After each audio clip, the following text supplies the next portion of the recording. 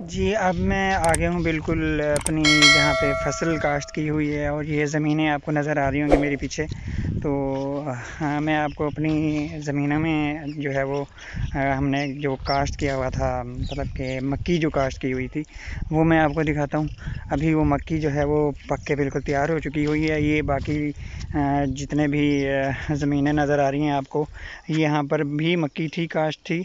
और उन्होंने जो है वो उनको मक्की को जो है वो उनमें जो सिट्टी वगैरह जो लगी थी, जिसको हम छली कहते हैं, वो उन्होंने उतरवा के और वो सेपरेट कर लिए। और जो घास वगैरह था वो कुछ लोग अपने चारा के लिए लेके जा। जी, अब मैं आपको अपनी ज़मीनों में लेके आ गया हूँ। ज़मीनों का विज़िट करवाता हूँ मैं। और ये जो सामने आप देख रहे हैं, ये जो घास है, ये जो है जानवरों के लिए हमने जो है वो काश्त किया है।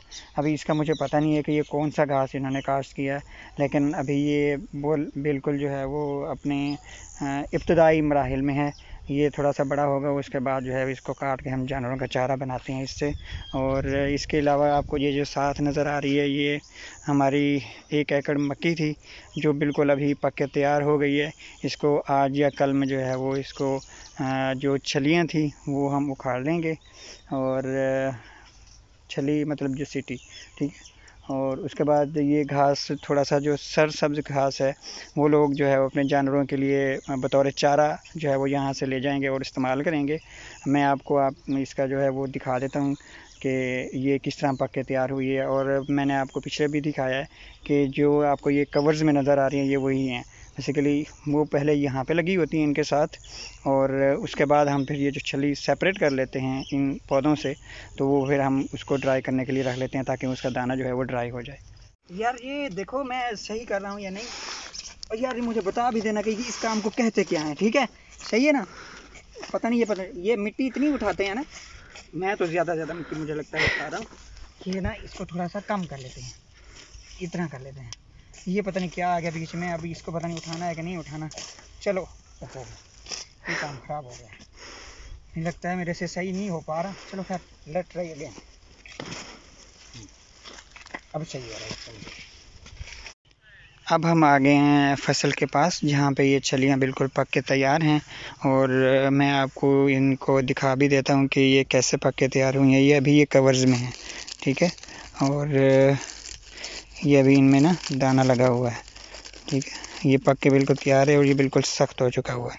लेकिन अभी फिर भी इसको हमने जो है वो कवर में रखना है, ताकि ये बिल्कुल खुश्क हो जाए। और क्योंकि ये अब बार बार इसको खुश्क मैं इसलिए कह रहा हूँ कि ये जब तक खुश्क नहीं होती तब इसकी सेल नहीं होती।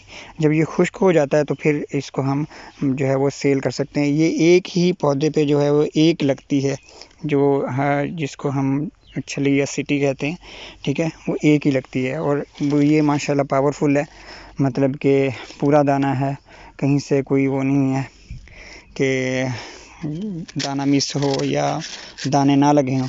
लेकिन एक लगती है और वही बड़ी अच्छी लगती है। ये आप देख रहे हैं, ये मुकम्मल पौधा है।